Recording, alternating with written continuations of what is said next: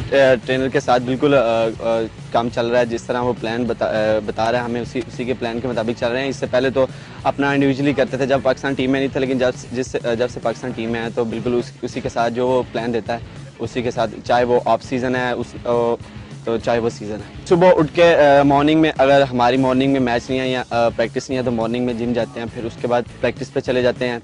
और प्रैक्टिस में जहाँ पे ग्राउंड पर थोड़ा कार्डियो वहाँ पे हो जाता है।